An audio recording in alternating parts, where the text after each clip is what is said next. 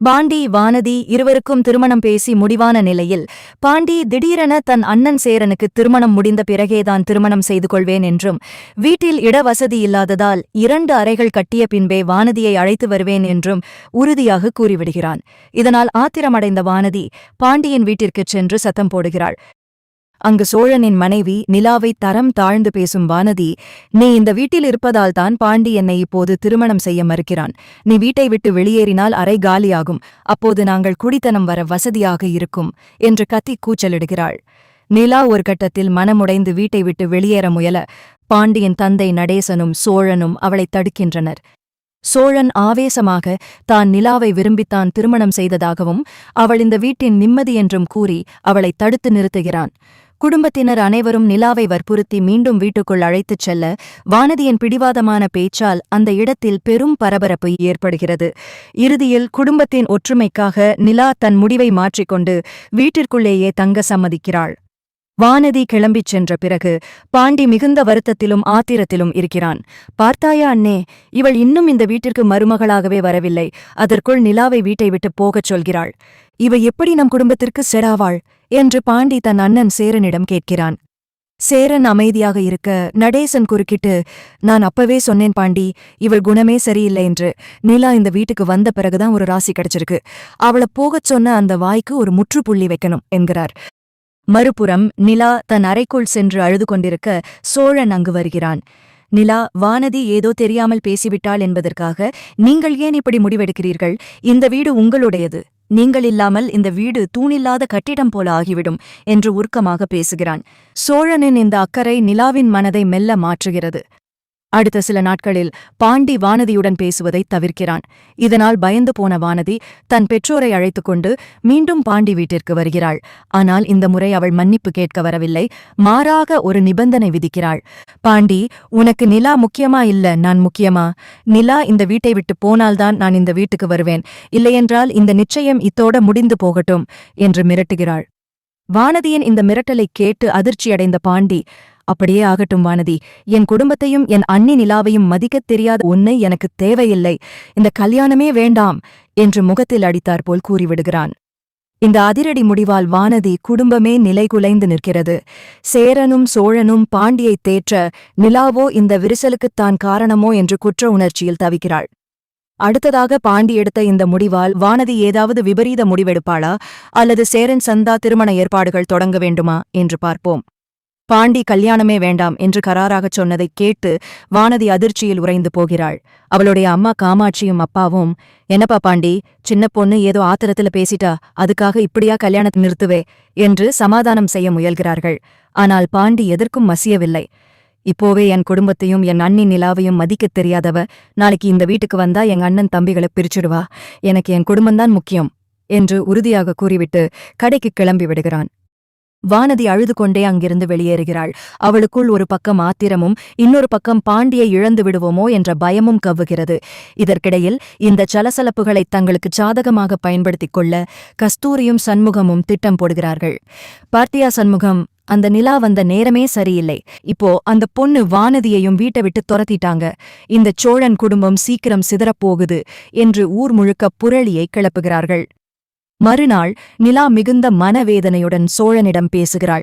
சோழா, என்னால ஒரு கல்யாணம் நின்னோடக் கூடாது. பாண்டி கிட்ட பேசி வானதிய மன்னிச்சு ஏத்துக்கச் சொல்லுங்க. அவ ஏதோ சின்ன புள்ளைத்தனமா பேசிட்டா என்று கெஞ்சுகிறாள். ஆனால் சோழனோ, இல்ல நிலா, பாண்டி எடுத்த முடிவு சரிதான். ஒரு குடும்பத்துல ஒற்றுமைதான் முக்கியம். உங்களை அவமானப்படுத்தினவளை அவன் எப்படி ஏத்துப்பான் என்று அவளுக்கு ஆதரவாக நிற்கிறான். இந்தச் சூழலில் சேரன் தன் தம்பி பாண்டியின் மனதை மாற்ற முயற்சி செய்கிறான். பாண்டி, வானதி பண்ணது தப்புதான். ஆனா அவ உன்னை நேசிக்கிறா. அவளுக்கு ஒரு சந்தர்ப்பம் கொடுக்கலாம் என்கிறான்.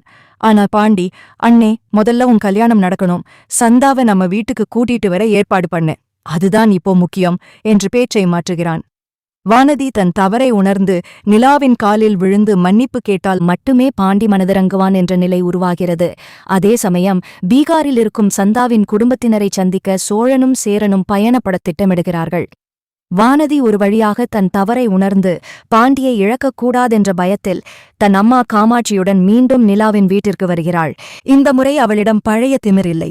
மாறாக கண்களில் கண்ணீரும் முகத்தில் ஒருவித குற்ற உணர்ச்சியும் தெரிகிறது. நிலா வாசலில் நின்றிருப்பதை பார்த்ததும் வானதி நேராகச் சென்று அவளது கைகளை பிடித்துக் கொள்கிறாள். அண்ணி, என்ன மன்னிச்சிடுங்க. நான் ஏதோ ஆத்திரத்திலையும் பொறாமையிலையும் எதையோ பேசிட்டேன். நீங்க இந்த வீட்டை விட்டு போகணும்னு நான் சொன்னது தப்புதான். பாண்டி என்கிட்ட பேச மாட்டேன்னு சொல்லிட்டான். இந்த நிச்சயதார்த்தம் நின்னா என் வாழ்க்கை வீணாயிடும். தயவு செஞ்சு நீங்க தான் பாண்டிகிட்ட பேசி அவனை சம்மதிக்க வைக்கணும் என்று அழுது கொண்டே கெஞ்சுகிறாள். நிலாவுக்கு வானதியின் மேல் இருந்த கோபம் சட்டென மறைந்து விடுகிறது. அவளை தேற்றி, பரவாயில்ல வானதி, நீ புரிஞ்சுகிட்டதே போதும். பாண்டி உன் மேல இருக்கிற கோபத்துல இல்ல, இந்த வீட்டின் ஒற்றுமை சிதஞ்சோட கூடாதுங்கிற அக்கறையில தான் அப்படி பேசினான். நான் அவன்கிட்ட பேசுறேன் என்று வாக்கு கொடுக்கிறாள். அன்றே பாண்டி கடைக்குச் செல்லும் முன் நிலா அவனை தனியாக அழைத்து சமாதானம் செய்கிறாள். பாண்டி, வானதி சின்ன பொண்ணு, அவளோட ஆசையும் ஏக்கமும் தான் அவளை அப்படி பேச வச்சிருக்கு. இப்போ அவ வந்து மன்னிப்பு கேட்டுட்டா. எனக்காக அவளை மன்னிச்சு இந்த திருமணத்துக்கு சம்மதி என்கிறாள். அண்ணி சொல்லுக்கு மறுப்பு சொல்லாத பாண்டி ஒரு நிபந்தனையுடன் சம்மதிக்கிறான். அண்ணி, உங்களுக்காக சம்மதிக்கிறேன். ஆனா சேரன் அண்ணன் கல்யாணம் முடிஞ்சு நாம இந்த வீட்டுல 2 ரூம் கட்டினதுக்கு அப்புறம்தான் என் கல்யாணம் நடக்கும். அது வரைக்கும் வானதி பொறுமையா இருக்கணும் என்கிறான். இதை கேட்டதும் குடும்பமே மகிழ்ச்சியில் திளைக்கிறது. இதற்கிடையில சோழன் ஒரு முக்கிய முடிவை அறிவிக்கிறான். அண்ணே, நம்ம நாளைக்கே பீகாருக்கு கிளம்புறோம். சந்தாவோட அப்பா கிட்ட பேசி அவளை நம்ம வீட்டுக்கு மருமகளா கூட்டிட்டு வரணும். பாண்டிக்கும் வானதிக்கும் ரூம் கட்ட நானும் பண உதவி பண்றேன். இந்த வீடு சீக்கிரம் நிறைஞ்ச வீடா மாறணும் என்கிறான். மறுநாள் சேரனும் சோழனும் பீகாருக்கு பயணமாக வீட்டில் நிலாவும் பாண்டியும் தங்கள் குடும்பத்தை வழிநடத்த தயாராகிறார்கள்.